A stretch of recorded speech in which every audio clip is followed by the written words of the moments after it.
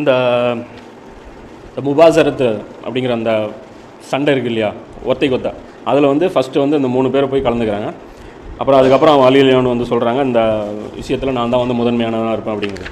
அதிலே இன்னொரு முக்கியமான விஷயம் அப்படின்னு பார்த்தீங்கன்னா, இந்த மனித உருவத்தில் வந்து சைத்தானும் வந்து இந்த போர் நடக்கணும் அப்படிங்கிறதுக்காக வந்து என்ன பண்ணுறான், ஒரு ஆலோசனை இவங்க ஏற்கனவே பண்ணுறாங்க. அந்த ஆலோசனையில் பார்த்தீங்கன்னா போர் வந்து செய்கிறது வேணுமா தேவையா தேவையில்லையா அப்படின்னு சொல்லி ஒரு அந்த உத்துபா பின் ரபியா வந்து அவர் வந்து ஆலோசனை பண்ணுற அந்த நேரத்திலேயே ஷைத்தான் வந்து வர்றான். பனு முத்லிஜ் கிளையை சேர்ந்த ஒருவருடைய உருவத்தில் வர்றான்.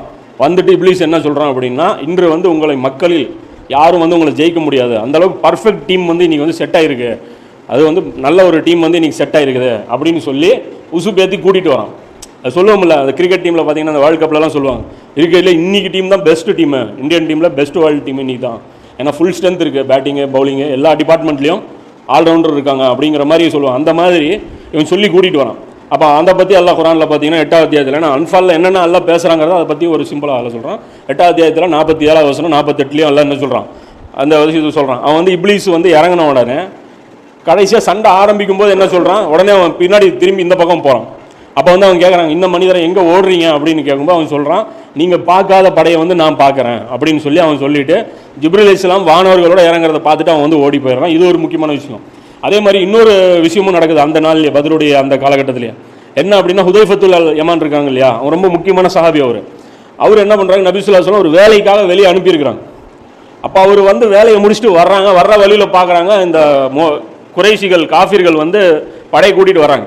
அப்போ இதை பார்த்த உடனே ஹுதைஃபத்துல் யமான் வந்து அவங்கள பிடிச்சிக்கிறாங்க. யார், இந்த அபூஜஹலுடைய அந்த கூட்டம் வந்து அவங்கள பிடிச்சிக்கிறாங்க. பிடிச்சிட்டு வந்து கேட்குறாங்க, நீங்கள் எங்கே போகிற, முகமதுடைய படையில நீ வந்திருக்கியா அப்படின்னு. இவங்களுக்கு தெரியாது ரசூலா படை எடுத்துட்டு மதீனாலேருந்து வந்திருக்கிறது. இவங்கிறாங்க, இல்லை நான் மதீனாவுக்கு தான் போகிறேன் அப்படிங்கிறேன். சத்தியமா நீ மதீனாவுக்கு தான் போறியா அப்படிங்கிறாங்க. ஆமாம், அல்லா மேலே சத்தியமாக நான் மதீனாவுக்கு தான் போகிறேன் அப்படின்னு சொல்லிட்டு அதுக்கப்புறம் இவங்களுக்கு வந்து ஒரு இதாகுது. அப்போ வர்ற வழியில் பார்த்தா ரசூலா முகாம் போட்டு இங்கே போருக்கு நின்றுட்டு இருக்கிறாங்க. அப்போ இந்த மாதிரி சொல்கிறாங்க, இந்த மாதிரி வந்து நான் வழியில் கூட்டத்தை பார்த்தேன், ஆனால் வந்து நான் வந்து உங்களோட கலந்துக்குவேன், நான் மதீனாவுக்கு போகிறதா தான் சொல்லிட்டு வந்தேன், ஆனால் நான் உங்களோட கலந்துக்கிறேன் அப்படின்னும் போது ரசூலா சொல்கிறாங்க, என்ன நடந்ததுன்னா, அல்லா மேலே சத்தியமா நான் மதீனாவுக்கு போவேன்னு சொல்லிட்டு வந்திருக்கிறேன் அப்படிங்கும்போது அவர் ரசூலா சொல்கிறாங்க, நீங்கள் போங்க, மதீனாவுக்கு போங்க, ஏன்னா நீங்கள் இல்லாமல் நான் சண்டை போட்டுருவேன், அல்லா இல்லாமல் என்னால் சண்டை போட முடியாது அப்படிங்கிறாங்க. இதெல்லாம் வந்து மூமின்களுக்கு வந்து ரொம்ப ஒரு என்ன சொல்கிறது, ஒரு முக்கியமான ஒரு நிகழ்வு. இது வந்து பார்த்திங்கன்னா 37,869 ஹதீஸா முஸ்னத் அபீ ஷைபாங்கிற அந்த கிதாபில் வந்து இருக்குது. அதே மாதிரி இப்னு உமர் ரலியல்லாஹு வந்து கேட்குறாங்க, சண்டை போகிறதுக்கு நானும் வரேன் அப்படின்ட்டு. இது பார்த்திங்கன்னா 39:55 சஹீஹுல் புகாரியில் வருது. நபி ஸல்லல்லாஹு அலைஹி வஸல்லம் வேணான்றாங்க, சின்ன பையன் வேணான்றாங்க. அதே அடுத்த வருஷம் உஹதில் வந்து இப்னு உமர் கேட்குறாங்க, ரசூலுல்லாஹ் வந்து அனுமதி கொடுக்குறாங்க. அப்போ குழந்தைங்க எப்படி ஆர்வமாக இருக்காங்க பாருங்க. இது உமர் ரலியல்லாஹுடைய பையன், இவர் இப்படி இருக்கிறார். அதே மாதிரி உஸ்மான் ரலியல்லாஹு அவங்களும் வந்து பத்ரு போரில் கலந்துக்காதவங்க முக்கியமான ஆட்கள் சொல்கிறாங்க. அதில் வந்து உஸ்மான் ரலியல்லாஹு கலந்துக்கல. ஏன் அப்படின்னா, நபி ஸல்லல்லாஹு அலைஹி வஸல்லம் பத்ருக்கு புறப்படும் போதே அவங்களுடைய மகளுடைய உடல்நிலை வந்து சரியில்லை, ரொம்ப ஒரு வயசு வந்து ரொம்ப ஒரு பலவீனமான கண்டிஷனில் ஆயிடுறாங்க, சீரியஸ் கண்டிஷனில். அப்போ அந்த நேரத்தில் ரசூலா என்ன பண்ணுறாங்க, உஸ்மான் ரலியல்லாஹு விட்டுறாங்க, நீ இங்கே இருங்க, நீங்கள் வந்து இங்கே இருங்க அப்படின்னு சொல்லிட்டு ருக்கையா அவங்களுடைய பாதுகாப்புக்கு அவங்களுடைய உதவிக்கு நபி ஸல்லல்லாஹு அலைஹி வஸல்லம் உஸ்மான் ரலியல்லாஹு இருக்க செய்கிறாங்க. அதே மாதிரி வந்து உசாமா இப்னு ஸைத், அதாவது ரசூலுடைய வளர்ப்பு மகனுடைய பையன் உசாமா, அவரையும் அதாவது ரசூலா ரொம்ப பிரியமானவங்க, இவரை கூட ரசூலா வந்துட்டு அந்த ஹசன் ரலியல்லாஹு அவங்களையும் இவங்களையும் வச்சுட்டு தான் ரசூலா 2 பேரையும் மாறி மாறி முத்தம் கொடுப்பாங்க. இறைவன் நான் இவங்களை நேசிக்கிறேன், நீயும் இவங்களை நேசிக்கிறவங்களை நீயும் நேசி அப்படின்னு சொல்லி ரசூலா சொல்லுவாங்க. அப்போ அவரும் ஒரு முக்கியமான ஆள், அவரும் வந்து கலந்துக்கல. உசாமா ரலியல்லாஹு இவங்க பார்த்தீங்கன்னா சின்ன பையனாக தான் இருக்கிறாரு, இவர் உஸ்மான் ரலியல்லாஹு கூட இருக்கிறார். அப்போ ருக்கையா ரலியல்லாஹு வந்து என்ன பண்ணிடுறாங்க அப்படின்னா, ரசூலா வந்துட்டு இந்த பக்கம் பத்ருக்கு போனவுடனே அவங்களுடைய மரணம் ஏற்பட்டுருது. இப்போ அடக்கம் செஞ்சுட்டு இருக்கக்கூடிய ஒரு தருணத்தில் நபி ஸல்லல்லாஹு அலைஹி வஸல்லமுடைய மகளை உசாமா ரலியல்லாஹு அவங்களும் உஸ்மான் ரலியல்லாஹு அவங்களும் சேர்ந்து அடக்கம் பண்ணிட்டு இருக்கிறாங்க. அந்த நேரத்தில் அல்லாஹ் அக்பர் அப்படின்னு சொல்லி சத்தம் கேட்குது வெளியே. என்ன சத்தம் அப்படின்னு சொல்லி இவர் கேட்குறாரு, உஸ்மான் ரலியல்லாஹு, உசாமாவே இது என்ன சத்தம் பாரு அப்படிங்கிறாங்க. உடனே இவர் போய் பார்த்துட்டு சொல்கிறாரு, ஸைத் ரலியல்லாஹுடைய சத்தம் இது, அவர் வந்து நபி ஸல்லல்லாஹு அலைஹி வஸல்லம் ஒட்டகத்தில் உட்காந்துக்கிட்டு வந்துட்டு இருக்கிறாங்க, இந்த மாதிரி வந்து முஸ்ரிக்குகள் வந்து தோற்கடிக்கப்பட்டிருக்கிறாங்க அப்படிங்கிற அந்த செய்தியை வந்து இது பண்ணுறாங்க. அப்போ அந்த நேரத்தில் வந்து இந்த முனாஃபிக்குகள் இருக்காங்க இல்லையா, அவங்க வந்து கிண்டல் பண்ணுறாங்க, இதெல்லாம் ஒரு வெற்றியா, இதெல்லாம் சுத்த பொய் அப்படின்னு சொல்லிட்டு, இதெல்லாம் நாங்களாம் நம்ப மாட்டோம், முஸ்ரிக்குகளை போய் இவங்க ஜெயிச்சிட முடியுமா அப்படிங்கிறாங்க. பின்னாடியே அந்த 70 பேர் சங்கிலியோட பிணைக்கப்பட்டது வர்றாங்க. அப்போ தான் இவங்க நம்புகிறாங்க. ஏன்னா ஆள் கைது செய்யப்பட்டு அந்த பிணை கைதிகளோடு வர்றாங்க, சும்மா வரல, அடிச்சுட்டு வந்துட்டோன்னு சொல்லி சும்மா வரல, இதுவும் நடக்குது. இதெல்லாம் ஒரு முக்கியமான ஒரு விஷயம். அப்போ அந்த போர் நடந்து முடிஞ்ச சம்பவம் நீங்கள் பல வாட்டி அதை கேட்டிருப்பீங்க, அதனால் அந்த விஷயத்தை அப்படியே ஸ்கிப் பண்ணுறேன். அப்போ அபூஜஹில், அதாவது போர் முடிஞ்சதுக்கப்புறம், அதாவது போர் நடக்கும்போது அபூஜஹில் வந்து யார் கொள்றா அப்படிங்கிறது ஒரு முக்கியமான விஷயம். அப்துல் ரஹ்மான் இப்னு அவுஃப் இருக்காங்க இல்லையா, அவரும் அஸ்வத்துல் முபஷரால ஒருத்தர். அவர் வந்து என்ன பண்ணுறாரு, நின்று போர்க்களத்தில் நின்றுட்டு இருக்கிறார். அப்போ அவர் பக்கத்தில் 2 சின்ன வயசு இளைஞர்கள் நின்றுட்டு இருக்கிறாங்க.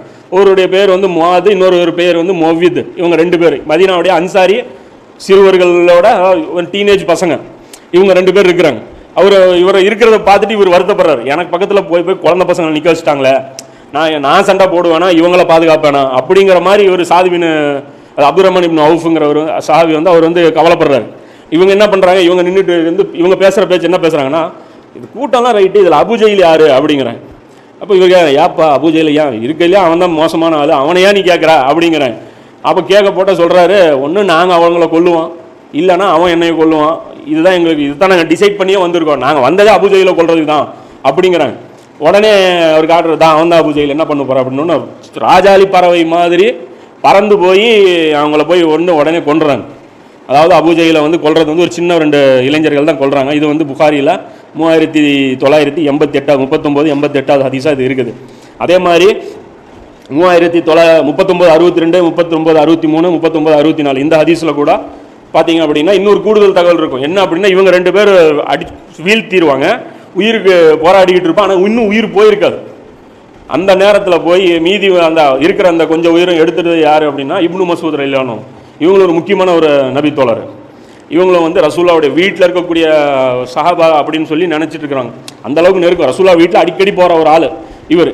இந்த ஹதீஸும் வந்து பார்த்தீங்கன்னா சஹீஹுல் புகாரியில் இது இருக்குது. இதே செய்தி கொஞ்சம் டீட்டெயிலோட பார்த்தீங்கன்னா முஸன்னஃப் இப்னு அபி ஷைபால 37,850 ஹதீஸாக இருக்குது.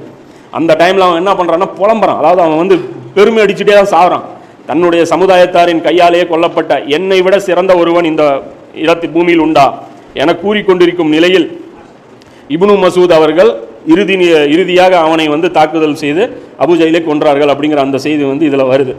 அதே மாதிரி இவன் பார்த்தீங்க அப்படின்னா நபி ஸல்லல்லாஹு அலைஹி வஸல்லம் அவங்க இறை தூதரா இல்லையா அப்படின்னு அபூஜஹிலுக்கு தெரியுமா தெரியாதான்னு கேட்டால் தெரியும். அவன் வந்து சொல்கிறாங்க. இதுவும் பார்த்தீங்கன்னா முஸன்னஃப் இப்னு அபி ஷைபால 37,851 ஹதீஸா வருது.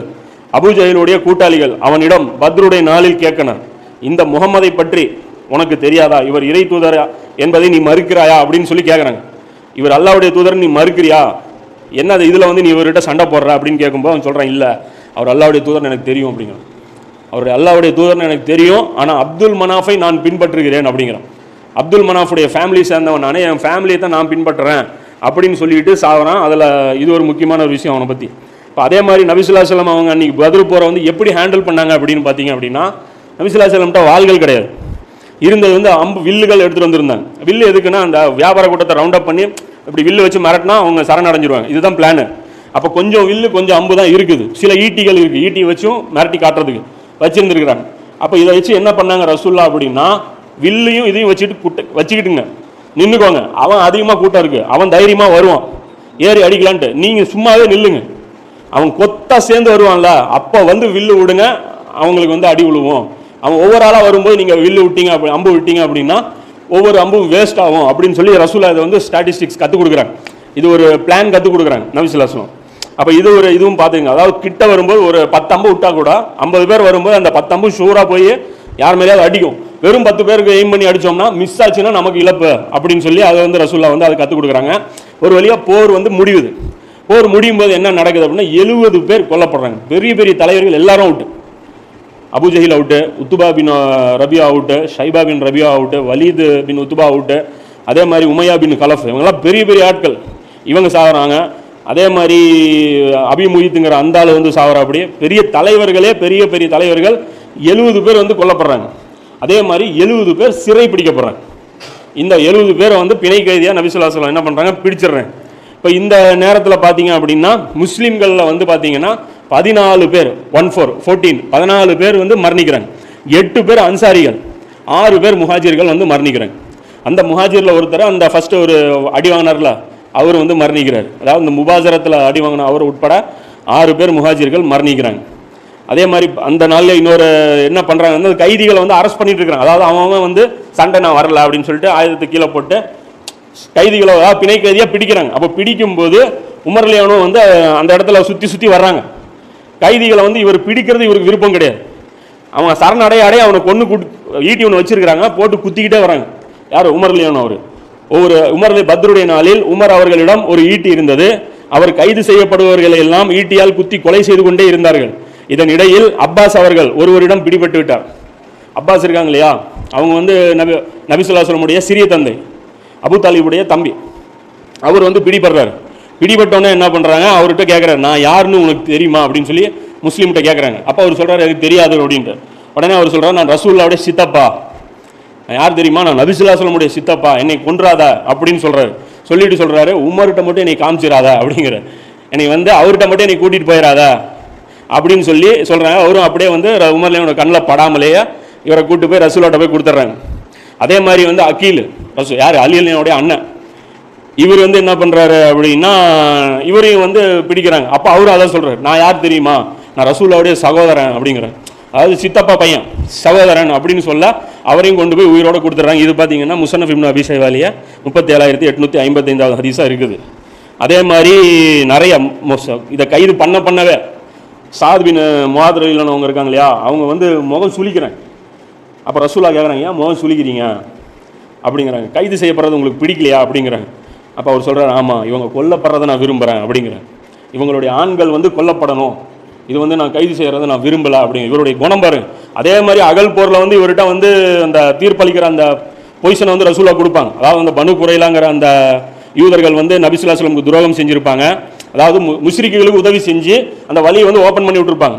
அப்போ பின்னாடி வந்து என்ன பண்ணுவாங்க, ரசூலுல்லாஹ் வந்துட்டு இவங்களுக்கு தீர்ப்பளிப்பாங்க, என்ன தண்டனை உங்களுக்கு கொடுக்குறது. அப்போ தான் அவங்க சொல்லுவாங்க, நீங்கள் தண்டனை கொடுக்காதீங்க, சாத் பின் முஆத் என்ன தண்டனை சொல்கிறாரோ அதை நாங்கள் ஏற்றுக்குவோம் அப்படிங்கிறாங்க. அப்போ தான் ரசூலுல்லாஹ் கூப்பிட்டு சாத் பின் முஆதை கூப்பிட்டு சொல்லுவாங்க, நீங்கள் தீர்ப்பளிங்க அப்படின்ட்டு. அப்போ கூட ரசூலுல்லாஹ் சொல்லுவாங்க, உங்களுடைய தலைவர் வந்திருக்காரு அப்படின்னு சொல்லி அவர் தலைவர்னு ரசூலுல்லாஹ் சொல்லுவாங்க. அப்போ அவர் வந்துட்டு இதுதான் சொல்லுவார், ஆண்களை கொன்றுங்க. ஃபிரௌன் என்ன பண்ணானோ அதை சொல்லுவார், ஆண்களை வந்து கொன்றுங்க, பெண்களை சிறப்பிடிச்சிருங்க, இவங்களுக்கு இதுதான் தண்டனை, இவங்களுக்கு இதுதான் கரெக்டு அப்படிம்பார். அப்போ ரசூலுல்லாஹ் சந்தோஷப்பட்டு சொல்லுவாங்க, நீங்கள் அரசனுடைய தீர்ப்பை கொடுத்துருக்கீங்க. அப்போ உள்ளம் பாருங்க, இவருக்கு வந்து அந்த அல்லாஹ்வுடைய விருப்பத்துக்கு ஏற்றவாறு சிந்திக்கக்கூடிய ஒரு மனிதர் இவர். யார்? சாத் பின் முஆதுங்கிறவர். இவர் தான் வந்து எதாவது சொன்னல, மதீனாவில் ரசூலுல்லாஹ் ரொம்ப விருப்பமானவங்களில் இவர் நம்பர் 1 அப்படின்ட்டு. அதே மாதிரி முஸஅப் பின் உமைர், அவர் என்ன பண்ணுறாரு அப்படின்னா, அவருடைய சகோதரர் வந்து பிடிக்கிறாங்க. பிடிக்கும்போது அவர் சொல்கிறார், பிடிங்க நல்லா பிடிங்க, உங்கள் அம்மாட்ட நல்லா காசு இருக்கு அப்படின்னு சொல்லி போட்டு கொடுக்குறாரு முஸஅப் பின் உமைர். அவர் இதெல்லாம் பார்த்தீங்கன்னா ரஹீக்ல 279 பக்கத்துலையும் 279 இது ஃபுல்லாக வருது. அப்போ பிணை கைதிகள்லாம் பிடிக்கப்படுறாங்க. அந்த இடத்துல கூட இவர் கேட்குறாரு, ஒரு சகோதரனுக்கு இதுதான் நீ பண்ணுற ரெக்கமெண்டா அப்படின்னு சொல்லிட்டு. அப்போ அவர் சொல்கிறாரு, சகோதரன் நீ கிடையாது, இவங்க தான் எங்களுக்கு சகோதரர் அப்படிங்கிறாங்க. இது ரொம்ப ஒரு முக்கியமான ஒரு கமெண்ட். ஏன்னா முஸ்லீம் எப்படி இருக்கணும் அப்படிங்கிறதுக்கு இது இந்த உலகத்தில் வந்திருக்கிறோம். இங்கே வந்து சகோதரனை அல்லாஹ் ஒருத்தனை ஏற்படுத்தியிருக்கிறான். இதெல்லாம் சும்மா தான், ஒரு டெம்பரவரி அரேஞ்ச்மெண்ட் தான். இங்கே அல்லாஹ்வை வச்சு தான் உறவுகள் வந்து நம்ம தீர்மானிக்கணும். இவன் அல்லாஹ்வுக்கு எவ்வளோ பிடிச்சமானவன் அப்படிங்கிறத வச்சு தான் நம்ம உறவை வந்து தீர்மானிக்கணும். நாம் வந்து இந்த மாதிரி இருக்கணும். அதுதான் சொல்கிறாங்களா, ஈமானுடைய சுவைனா என்ன, ஒருத்தரை நேசித்தா அது அல்லாஹ்வுக்காக நேசிக்கணும், ஒருத்தரை வெறுத்தா அது அல்லாஹ்வுக்காக வெறுக்கணும் அப்படின்ட்டு. அந்த உள்ளம் அந்த அளவுக்கு பக்குவப்பட்டுருணும். அந்த மாதிரி பக்குவப்பட்ட சஹாபாக்கள்ல சாத் பின் முஆத் ஒருத்தர், இவரும் ஒருத்தர். யார்? முஸஅப் பின் உமைர் அப்படிங்கிறவர். அவரும் வந்து ரொம்ப முக்கியமான சஹாபி, எனக்கு ரொம்ப பிடிச்ச சஹாபி அவர், முஸஅப் பின் உமைர். அதே மாதிரி என்ன பண்ணுறாங்க அப்படின்னா, கைதிகள் வந்து இப்படிலாம் பிடிப்பட்ட உடனே இது ரொம்ப ஒரு முக்கியமான விஷயம். இங்கே வந்து சஹாபாக்களோட ஈமான் வந்து ஒரு மிக முக்கியமான ஒரு டெஸ்ட் வந்து அல்லாஹ் வைக்கிறான். இதில் பார்த்தீங்க அப்படின்னா முஸ்லீமில் 3621வது செய்தியாக சஹீஹ் முஸ்லீமில் இருக்குது. இந்த ஹதீஸு கண்டிப்பாக எடுத்து பாருங்க. ஏன்னா பெரிய ஹதீஸு 3621. இந்த ஹதீஸு ஃபுல்லாக எடுத்து பாருங்கள். பத்ரு போருடைய ஒரு நிறைய தொகுப்பு போட்டிருப்பாங்க. ஆக்சுவலாக நம்மகிட்ட இருக்கிற முஸ்லீம் வந்து சுருக்கப்பட்ட பதிப்பு. ரியலாக முஸ்லீமில் ஹதீஸ் பார்த்தீங்கன்னா 7300 சில்லற ஹதீஸ் இருக்குது. ஆனால் நம்மகிட்ட இருக்கிற ஹதீஸ் பார்த்தீங்கன்னா 5000 சில்லற தான் இருக்குது. 2000 ஹதீஸ் வந்து ஷிங்க் பண்ணியிருக்கிறாங்க. அதாவது பல செய்திகள், ஒரே செய்தி பல அறிவிப்பாளர் தொடர் வந்து வந்துச்சுன்னா அது சிங்க் பண்ணி போட்டு தான் இதில் போட்டிருக்காங்க. அதனால் பார்த்தீங்கன்னா நிறைய நான் வேறு கிதாபில் கிடைக்கிற நம்பரோட வச்சு மேட்ச் பண்ணோம்னா இங்கே இருக்கிற முஸ்லீம் கூட மேட்ச் ஆகிறதில்ல. அப்புறம் டோட்டல் நம்பர் எடுத்து பார்த்தா அதில் 7500 ஹதீஸ் இருக்குது, 7300. அதாவது புகாரிலையும் முஸ்லீம்லையும் ஒரே நம்பர் அளவுக்கு ஹதீஸ் தான் இருக்குது. இங்கே பார்த்தீங்கன்னா முஸ்லீம் இவங்க சிங்க் பண்ணிக்கிறாங்க. அதுக்கப்புறம் நான் அங்கே ராமத் ட்ரஸ்ட்டில் அடித்து கேட்டேன், அவங்களுக்கே தெரியலைங்க. நான் கேட்டேன், என்னையே அது 2000 ஹதீஸ் காணும் அப்படின்னா, இல்லைங்க தெரியலைங்க, அது வந்து அந்த காலத்தில் மொழிபெயர்த்தது அப்படின்றாங்க. அப்புறம் நான் வந்து விசாரித்ததில் அப்புறம் இந்த தகவல் எனக்கு கிடச்சிது. அப்போ இந்த ஹதீஸ் பார்த்தீங்கன்னா பல ஹதீஸ் சிங்க் பண்ணி போட்டிருக்காங்க. 3621 ஹதீஸ். அதை படிச்சிங்க அப்படின்னா பத்ரு போரை பற்றி ஒரு முழு பிக்சர் வந்து உங்களுக்கு கிடைக்கும். அதே மாதிரி அந்த இடத்துல வந்து ரசூலுல்லாஹ் வந்துட்டு ஆலோசனை நடத்துகிறாங்க. ரசூல்லா வந்து ஆலோசனை நடத்துகிறாங்க. கைதிகளை இப்போ பிணை கைதிகளாக மதீனாவுக்கு வந்தாச்சு. மதீனாவுக்கு கூட்டு போனதுக்கப்புறம் ஆலோசனை நடத்துகிறாங்க, இந்த கைதிகள் வந்து என்ன பண்ணலாம் அப்படின்னு. அப்போ வந்து அபூபக்கர் ரசூல்லா ஃபஸ்ட்டு ஆலோசனை கேட்குறாங்க. அப்போ அபூபக்கர் சொல்கிறாங்க, அல்லாஹ்வுடைய தூதரே, இவங்க என்ன தான் எதிரிகளாக இருந்தாலும் அவர்கள் நம்முடைய தந்தையுடைய சகோதரர்கள், என்ன தான் இருந்தாலும் நம்முடைய உறவினர்களில் ஒரு ரிலேஷன், இவங்க நம் குலத்தவர்கள், அதாவது நம்முடைய குலத்தை சார்ந்தவங்க, அவர்களிடம் பிணை தொகையை வாங்கிக்கலாம். வாங்கிட்டு அது எதுக்கு, அது யூஸும் ஆகும் நமக்கு, அது வந்து இறை மறுப்பாளர்களுக்கு எதிராக பலமாக நமக்கு அமையும்.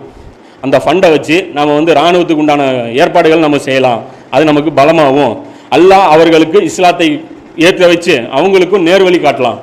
இப்படி ஒரு சாஃப்ட் கார்னர் நம்ம பண்ணிக்கலாம். ஏன்னா அல்லாஹ் அவங்களுக்கும் ஹிதாயத்து கிடைக்கலாம், அதே சமயம் பணம் கிடைக்கும் போது நமக்கும் யூஸ் ஆகும், யார் நம்ம சொந்தக்காரங்க தானே அப்படின்னு சொல்லி இப்படி ஒரு கருத்தை வந்து ரசூலுல்லாஹ்வுக்கு வந்து இவர் சொல்கிறார். அடுத்ததாக ரசூலுல்லா உமர் ரலியல்லாஹு கூப்பிட்டு ஆலோசனை கேட்குறாங்க. அவர் ஒரே விடா சொல்கிறார், அபூபக்கருடைய கருத்தில் எனக்கு உடன்பாடு கிடையாது, இவர் சொல்கிறதுல எனக்கு உடன்பாடு கிடையாது, அவர்களை எங்களிடம் விட்டு விடுங்கள், என்கிட்ட கொடுத்துருங்க, எங்ககிட்ட கொண்டாந்து கொடுத்துருங்க, அக்கீலை இவர்கிட்ட கொடுங்க, அலிகிட்ட கொடுங்க. அக்கீல் யார், கூட பிறந்த சகோதரன் அலியோடைய, அக்கீலை பிடிச்சா அலிகிட்ட கொடுங்க, அவர் கொல்லட்டும். அதே மாதிரி இந்த மனிதரை வந்து ஏன்கிட்ட கொடுங்க, அதாவது அவனுடைய ஃபேமிலியிலேருந்து ஒருத்தரை சொல்லி சொல்கிறார், இந்த மனிதரை ஏன்கிட்ட கொடுங்க அப்படின்னு சொல்லிட்டு சொல்கிறாரு. அதுக்கப்புறம் பேசுகிற வார்த்தை இருக்கு பாருங்க, இதுதான் அல்லாஹ் உமருடைய நாவல அல்லாஹ் பேசுகிறான் அப்படிங்கிறாங்களே, சாதாரண மேட்டர் கிடையாது. அவர் சொல்கிறார், ஏன் அது ஏன்னா இந்த மாதிரி நம்ம செஞ்சுட்டே இருப்போம், அதாவது அவன் சொந்தக்காரனா அவன் கொல்லட்டும் அப்படின்னு சொல்லிட்டு சொல்கிறாங்க. அல்லாஹ்வுக்கு நம்ம காட்டுவோம், என்னன்னு காட்டுறது அப்படின்னா, எங்கள் உள்ளங்களில் இவர்களுக்கு எந்த இரக்கமும் இல்லை, இவங்களை பற்றி எங்களுக்கு ஒரு கவலையும் கிடையாதுங்கிறத அல்லாஹ்வுக்கு நாங்கள் டிக்ளேர் பண்ணுவோம்.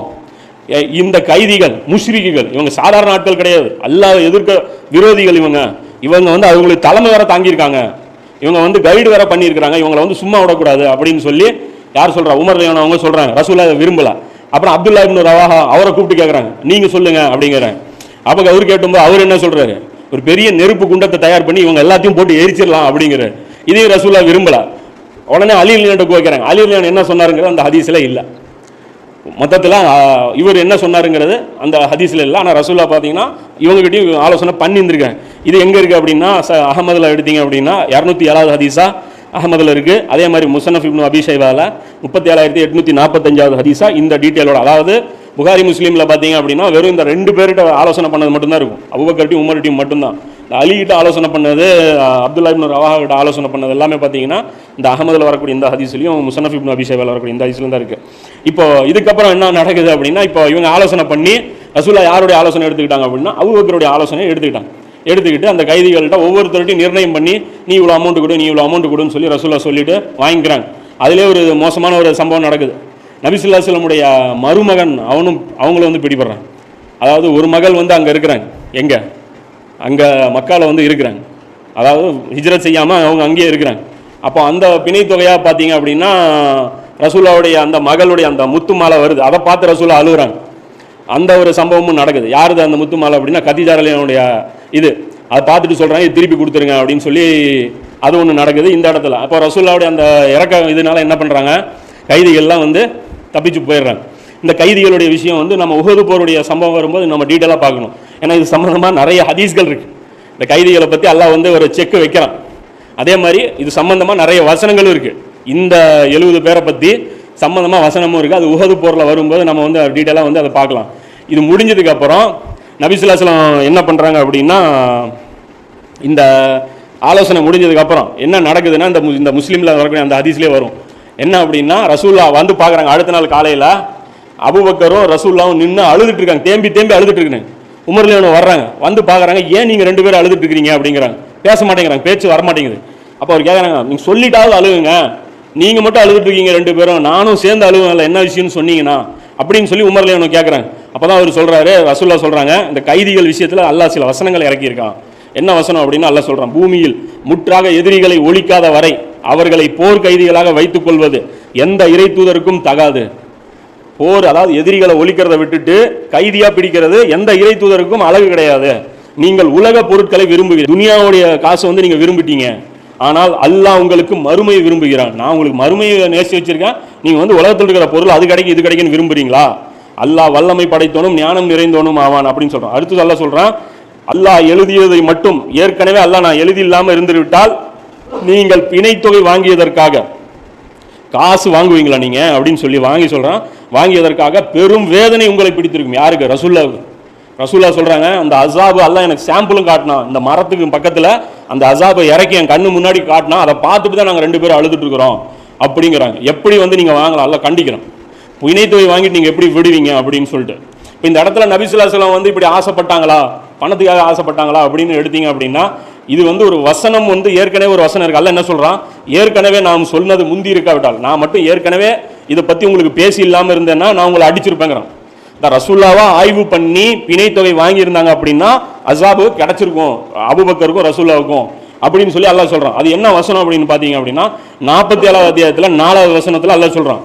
எனவே அதான் அல்லாஹ் சொல்றான், அப்பதான் போரை பற்றி பத்ருக்கு முன்னாடி ஒரு ஃப்ரெஷ்ஷா ஒரு வசனம் இறங்குது. அந்த வசனத்துல அல்லாஹ் என்ன சொல்றான், எனவே இறை நிராகரிப்பாளர்களை நீங்கள் போரில் சந்திக்க நேர்ந்தால், அதாவது காஃபிர்களை நீங்க சந்திக்க நேர்ந்தால் முதல் வேலை, உங்களுடைய முதல் வேலை அவர்களுடைய கழுத்துக்களை வெட்டுவதுதான். அவங்களோட கழுத்துக்களை நீங்க முதல்ல வெட்டுங்க. அவ்வாறு அவர்களை நீங்கள் முற்றிலும் அடக்கி ஒடுக்கி விட்டால், அதாவது அவங்கள அடக்கி ஒடுக்கி அவங்கள முடிச்சிட்டீங்க அப்படின்னா அதுக்கப்புறம் கடைசியா கைதிகளை இறுக்கமாக கட்டி விடுங்கள். அதுக்கப்புறம் பிணை கைதியா அவங்கள வந்து நீங்க அரெஸ்ட் பண்ணுங்க. அதன் பிறகு அவர்களின் மீது நீங்கள் கருணை காட்டலாம். அதுக்கப்புறமா நீங்க அவங்க மேல நீங்க கருணையும் காட்டலாம், தப்பு கிடையாது. அல்லது ஈட்டுத்தொகை பெறலாம். இல்லைன்னா நீங்க என்ன பண்ணிக்கலாம், ஈட்டுத்தொகையும் வாங்கிக்கலாம். அல்லாஹ் நாடி இருந்தால் அவனே அவர்களுக்கு பதிலடி கொடுத்திருப்பான். நான் நினைச்சிருந்தா சண்டை போடாமலே நான் வந்து இவங்களை ஜெயிச்சிருப்பேன். இருந்தாலும் உங்களில் சிலரை கொண்டு சிலரை சோதிப்பதற்காக நான் வந்து இந்த போர் இதெல்லாம் நான் ஏற்படுத்துறேன் அப்படின்னு சொல்லி அல்லாஹ்வின் பாதையில் கொல்லப்படுபவர்களே அவர்களின் செயல்களை அல்லாஹ் ஒருபோதும் வீணாக்கி விட மாட்டான் அப்படின்னு சொல்லி அல்லாஹ் சொல்றான். இந்த இடத்துல வந்து இந்த வசனத்தை வச்சு ரசூல்லா என்ன முடிவு பண்ணிக்கிறாங்க அப்படின்னா, போர்ல வந்து நீங்க வெட்டுங்க, அதுக்கப்புறம் கைதிகளை பிடிங்க, அதுக்கப்புறம் நீங்க வந்து ஈட்டுத்தொகை வாங்கிட்டு கூட கொடுக்கலான்னு ஒன்று நபி ஸல்லல்லாஹு அலைஹி வஸல்லம் இப்படி முடிவு ஒன்று எடுத்துடுறாங்க.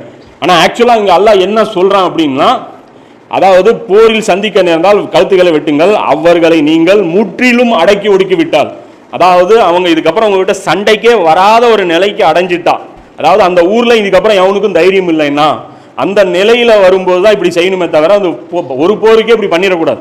இன்னும் சொல்ல போனா ஒரு விஷயம் தெரிஞ்சுங்க, ஒரு போர் அப்படிங்கும்போது ஒன்று போருங்கிறது, இன்னொன்று வந்து தாக்குதல் அப்படிங்கிறது. இது பத்ருங்கிறது ஒரு தாக்குதல் தான். போர் என்னைக்கு முடிவு வந்துச்சுன்னா மக்கா வெற்றிக்கு அப்புறம் தான், டோட்டலாக இவங்க கையில் வந்ததுக்கு அப்புறம் தான் இந்த போர் வந்து முடியுது. முஸ்லீம்களுக்கும் காஃபிர்களுக்கும் மத்தியில் நடக்கிற போர் அப்பதான் முடியுது. அதாவது பேட்டிலுங்கிறது தனி, வாருங்கிறது தனி. அது மாதிரி தான் தாக்குதல்ங்கிறது தனி, முழு போருங்கிறது தனி. இப்போ போர் முடிஞ்சதுக்கு அப்புறம் தான் பண்ணணும் அப்படின்னு சொல்லி அல்லாஹ் சொல்றான். இது சொல்லும்போது கூட வந்து ஒரு அப்ஜெக்ஷன் பண்ணார். என்ன சொன்னார்னா, ரசூல்லா போய் குர்ஆனை தப்பா விளங்குவாரா, நீங்க சொல்ற இந்த இது வந்து, ஏன்னா இந்த ஆயத்து முன்னாடி இறங்கிச்சுங்கிறதுக்கு சான்று கிடையாது, ரசூல்லா இப்படி தப்பா விளங்குவாங்களா அப்படின்னு சொல்லி கேட்குறேன். அப்போ அல்லாஹ் ஏன் கண்டிக்கணும்? இப்போ ரசூல்லா செஞ்சது கரெக்டான செயலாக இருந்தால் அல்லாஹ் பாராட்டி தான் இருக்கணுமே தவிர அல்லாஹ் ஏன் கண்டிக்கணும்? அஸாபு ஏன் கொடுக்குறேன்னு ரசூல்லாவுக்கு அல்லாஹ் சொல்லணும், அஸாபு ஏன் கொண்டாந்து கண்ணு முன்னாடி காட்டணும்? அப்போ ரசூல்லா கூட தவறு பண்ணுவாங்க. இங்க ரசூல்லா தவறுக்கு அப்பாற்பட்டவங்க கிடையாது, தவறு செய்தால் திருத்தப்படுவங்க தான் ரசூல்லாவுடைய சிறப்பு. ரசூல்லாவும் தப்பா சிந்திப்பாங்கிறது வந்து இந்த இடத்துல வந்து புரியுது. இன்னும் சொல்ல போனா அந்த ஆயத்தை சான்று அது எப்போ இறங்கிச்சின்னு. ஏன் அப்படின்னா அந்த ஆயத்துல எல்லாம் என்ன சொல்றான், எதிரிகளை சந்திக்க நேர்ந்தால் அப்படின்னா இது வரைக்கும் சந்திக்கலன்னு அர்த்தம். இது முன்னாடி தான் இறங்கிச்சு இந்த வசனம் அப்படிங்கிறது சான்று. அதே மாதிரி இப்படி பொருளை வாங்கியதற்கு அல்லாஹ் உங்களை பிடித்திருப்பான் அப்படின்னு சொல்றது அல்லாஹ். இந்த பிணை தொகை நீங்க வாங்கினதுக்கு நான் பிடிச்சிருப்பேன் அப்படின்னா பிணை தொகையை பத்தி குர்ஆன்ல வேற வசனமும் கிடையாது. குர்ஆன்ல இருக்கக்கூடிய ஒரே ஒரு வசனம் கைதிகளை பற்றி, இந்த ஒரு வசனம் மட்டும்தான், 47 வரக்கூடிய இந்த 4வது வசனம் மட்டும்தான். அதே மாதிரி அவங்க தவறு என்ன பண்ணிட்டாங்க அப்படின்னா, நபி ஸல்லல்லாஹு அலைஹி வஸல்லம் தவறு பண்ணது என்ன அப்படின்னா, அவங்கள முழுசா ஒடுக்கிற வரைக்கும் இவங்களை விட்டுருக்கணும். இதை என்ன பண்ணிட்டாங்க, இவங்களை விட்டதுனால மறுபடியும் இதே கேங்கு தான் வந்து உஹதுல வந்து என்ன பண்ணுது, வந்து அடிக்குது. அதுவும் அவங்க வரும்போது எப்படி ஆகுதுன்னா மன வலிமை பெற்று வர்றாங்க. ஏன்னா ஆத்திரத்தில் வர்றாங்க. ஏற்கனவே இழப்பை சந்திக்கும் போது 2 மடங்கு ஆத்திரத்தோட அவங்க வர்றாங்க. இதே இந்த 70 பேரை வந்து ரசூலா அறுத்து போட்டிருந்தாங்கன்னா உஹது போர்ல வர்றதுக்கு அவங்களுக்கு தைரியம் இருந்திருக்காது. அதோட மேட்ரு முடிஞ்சிருக்கு. ஏன்னா இவங்க எல்லாருமே தலைவர்கள், சாதாரண ஆட்கள் இங்க மாட்டலாம், பெரிய பெரிய ஆள்கள் வந்து மாட்டுறாங்க. அப்ப இது வந்து ஒரு முக்கியமான விஷயம் வந்து இங்க வந்து அல்லாஹ் நமக்கு வந்து கற்றுக் கொடுக்குறான். இப்போ இந்த இடத்துல வந்து நாம பார்க்க வேண்டியது என்ன அப்படின்னா, அல்லாஹ்வுடைய எதிரிகள் வந்து தலை தூக்கிடக்கூடாது. இப்போ அதுதான் வந்து டார்கெட்டா இருக்கணும் அப்படிங்கிறது வந்து இதுல இருந்து தெரியுது. இப்போ இதே வந்து இந்த 8வது அத்தியாயத்திலேயே மிக முக்கியமான சில உபதேசங்களையும் அல்லாஹ் இறக்குறான். இப்போ பத்ரு போர் சம்பந்தமா அவ்வளவுதான் விஷயம். இந்த மிக முக்கியமான சில விஷயங்கள் அல்லாஹ் வந்து நமக்கு கற்றுக் கொடுக்குறான். என்ன சொல்றான் அப்படின்னா 8வது அத்தியாயத்தில் 39 வசனம், இது ரொம்ப முக்கியமான வசனம். அல்லாஹ் சொல்றான், கலகம் ஒளிந்து மார்க்கம் அல்லாஹ்வுக்கே முழுமையான நிலையில் நிலை பெறும் வரை அல்லாஹ் அவர்களுடன் போர் புரியுங்கள். மார்க்கம் முழுசா அல்லாஹ்வுக்கே சொந்தமாகிற வரைக்கும், கலகம் ஒளிகிற வரைக்கும் இவர்களோட சேர்ந்து நீங்க சண்டை போடுங்க. அவர்கள் விலகி கொண்டால் நிச்சயமாக அவர்கள் செய்வதை அல்லாஹ் உற்று நோக்குபவன். அப்படின்னா இந்த வசனத்தில் அல்லாஹ் என்ன சொல்றான், கலகம் பூமியில இருக்கக்கூடாது. கலகம்னா என்ன? கலகம்னா என்ன அப்படின்னா இந்த சிப்பாய் கலகம் அப்படின்னு சொல்லி கேள்விப்பட்டிருப்போம். இந்த சிப்பாய் கலகம் என்ன அப்படின்னா இராணுவ தலைமை என்ன உங்களுக்கு ஆர்டர் போடுதோ அதை கேட்டு நடக்கிறவன் தான் யாரு? சிப்பாய். இப்போ தலைமை ஆர்டர் போடும்போது இவன் என்ன சொல்கிறான்? நான் செய்ய மாட்டேன்ட்டான். உதாரணத்துக்கு இங்கிலீஷ்காரங்களுடைய காலத்தில் சிப்பாய்களுக்கு என்ன வேலை? யாரெல்லாம் சுதந்திரத்துக்கு எதிராக போராடுறானோ அவங்களெல்லாம் அடக்கி ஒடுக்கி ஜெயிலில் தூக்கி போடுறது இவங்களுடைய வேலை. இப்போ இவங்க சுயமாக முடிவு எடுக்க ஆரம்பிச்சிட்டாங்க. என்ன பண்ணுறாங்க? நாம ஏன் இவங்களை ஜெயிலில் தூக்கி போடணும்? இவன் நம்ம அப்பம் பாட்டன், நம்ம சொந்தக்காரன், நம்ம ஊருக்காரன், நம்முடைய உரிமைக்காக இவன் சண்டை போடுறான். இங்கே எங்கேருந்தோ வந்த இந்த வெள்ளைக்காரன் நமக்கு ஓனராக உட்காந்துக்கிட்டு நம்ம அண்ணன் தம்பியை வந்து இவன் தூக்கி ஜெயிலில் போட சொல்கிறான். நாம் இவங்களுக்கு கட்டுப்படக்கூடாது அப்படின்னு சொல்லி ஆப்போசிட்டில் நின்னா இதுக்கு பேர் என்ன? கலகம். அதாவது ஒரு ஓனர் பேச்சா வேலைக்காரன் கேட்கலன்னா இது என்னது? கலகம். மனைவி வந்து கணவனுடைய பேச்சை கேட்கலன்னா இது என்னது? கலகம். இது மாதிரி அல்லாஹ் சொல்கிறான், பூமியில் கிளர்ச்சி பண்ணாதீங்கிறான். அல்லாஹ் ஒரு ஆர்டர் போட்டால் கிளர்ச்சி பண்ணக்கூடாது. நீ என்ன சொல்கிறது? அல்லாஹ் சொல்கிறான் புர்கா போடுங்கன்ட்டு நீங்கள் ஆஃப் கவுன் போட்டு போவீங்களா? இது கிளர்ச்சி. இது அல்லாஹ் சொல்கிறான் வட்டி கூடாதுன்னு நீங்கள் முக்குக்கு 4 பேங்க் ஏடிஎம் ஓப்பன் பண்ணுவீங்களா? இது கிளர்ச்சி. இது அல்லாஹ் சொல்கிறான் மதுவில் வந்து தீமை இருக்குது, இது வேணாங்கிறீங்க. அப்போ மது நீங்கள் வலுக்கட்டாயமாக ஓப்பன் பண்ணீங்கன்னா நீங்கள் டிக்ளேர் பண்ணுறீங்க கலகம்னு. அப்போ இந்த கலகம் ஒழிக்கப்பட வேண்டுங்கிறான். இது வந்து முஸ்லீம் இதுக்காக சண்டை போடணும். நம்ம மான மரியாதையை காப்பாற்றுறதுக்கு இல்லை, அல்லாஹ்வுடைய மரியாதை இன்னைக்கு காற்றுல பறந்துட்டு இருக்கு. அல்லாஹ்னு சொல்கிறான் என்னுடைய வசனங்களை வந்து வெல்ல முயற்சி பண்ணுறாங்க, அதாவது என் வசனத்தை ஜெயிக்கிறதுக்கு முயற்சி பண்ணுறாங்க. நீங்கள் என்ன பண்ணிட்டு இருக்கீங்க? நாம வந்து நம்மள அல்லாஹ் என்ன சொல்கிறான்? ஹிஸ்புல்லாங்கிறான். நம்ம யாரு? அல்லாஹ்வுடைய கூட்டாளிகள், ஹிஸ்புல்லா. நீங்க அப்போனா நம்ம ஹிஸ்புல் ஷைத்தான் இன்னொரு கூட்டம் இருக்கு, அந்த கூட்டத்துக்கு கூட நம்ம மோதி ஆகணும். அல்லாஹ் ஆக்ஷன்ல இறங்க மாட்டான். ஏன்னா இந்த அல்லாஹ் இறங்கினா ஒரு நிமிஷத்துல கேம் முடிஞ்சிடும். ஆட்டமும் ஸ்டார்ட்டும் ஆகாது, எண்டு முடியாது, டப்புன்னு முடிஞ்சிடும். அல்லாஹ் நமக்கு என்ன சொல்றான்னா, எனக்காக நீங்க விளையாடி ஜெயிச்சு கொடுங்க, நீங்க எனக்காக வேலை செய்யுங்க. யார் இந்த வேலை செய்றீங்களோ அவங்க தான் எனக்கு பிடிச்சமானவங்க. இதுதான் இந்த கலகம் வந்து இன்னைக்கு ஒழிக்கப்படணும். அல்லாஹ்வுடைய கட்டளைகள் பூமியில நிலைநாட்டப்படணும். வானம் கட்டுப்படுது, மலக்குகள் கட்டுப்படுறாங்க, மரம் செடி கொடி கட்டுப்படுது, கடல் காற்று எல்லாம் கட்டுப்படுது. இங்க மட்டும்தான் கலகம் இருக்கு. அல்லாஹ்வுக்கு எதிராக எதிர்த்து பேசுறான். இவன் வந்து பேச விடக்கூடாது. அதாவது காஃபிர்களை வலுக்கட்டாயமா முஸ்லீம் ஆக்குறது இது கிடையாது. காஃபிரா நீ வாழ்ந்துட்டு போ, பிரச்சனை கிடையாது. நீ அதுல வாழ்ந்துக்கலாம், தப்பு கிடையாது. நீ வந்து உனக்கு வணக்க வழிபாடு இருக்கு, நீ சிலை வழிபாடு பண்ணு, அதை பத்தி பிரச்சனை கிடையாது. ஆனா கிரவுண்ட் ஆஃப் லா யாருது? அல்லாஹ்வுடைய சட்டம் கிரவுண்ட்ல இருக்கணும். பார்லிமெண்ட்ல அல்லாஹ்வுடைய சட்டம் இருக்கணும், அதை முஸ்லீம்கள் ஃபாலோ பண்ணணும். இதுதான் வந்து அல்லாஹ் சொல்றான். இதுதான் முக்கியமான இந்த வசனங்கள் அல்லாஹ் இறங்குறான். இந்த அன்ஃபாலுங்கிற அந்த 8வது அத்தியாயத்துல தான் அல்லாஹ் சொல்றான், ஏன் இந்த போர்ல நான் சொல்றேன் அப்படின்னா, எனக்கு எதிராக இவங்க கலகம் பண்றாங்க, எனக்காக நீங்க வந்து இறங்குங்க அப்படிங்க. அதுக்கு தான் உமர்ல டிக்ளேர் பண்றாங்க, இவங்க எங்களுடைய சகோதரர்கள் கிடையாது. ஏன்னா இறைவா உனக்கு எதிராக இவங்க கலகம் பண்ணிட்டாங்க, உனக்கு எதிராக இவங்க கிளர்ச்சி பண்ணிட்டாங்க. எங்களுடைய உள்ளத்துல இருக்கிற சொந்த விருப்பு வெறுப்பை விட உனக்கு எதிராக உன்னுடைய இன்சல்ட் தான் எங்களுக்கு இன்சல்ட். இவங்க எங்களுக்கு சோறு போட்டிருந்தாலும் சரி, இவங்க எங்களுக்கு நல்லபடியாக எங்களை கவனிச்சிருந்தாலும் சரி, உன்னை இன்சல்ட் பண்ணிட்டாங்கல்ல, அதுதான் எங்களுக்கு மான பிரச்சனை. எங்க மானம் கிடையாது, பெருசு கிடையாது, ஓ மானம் தான் பெருசு.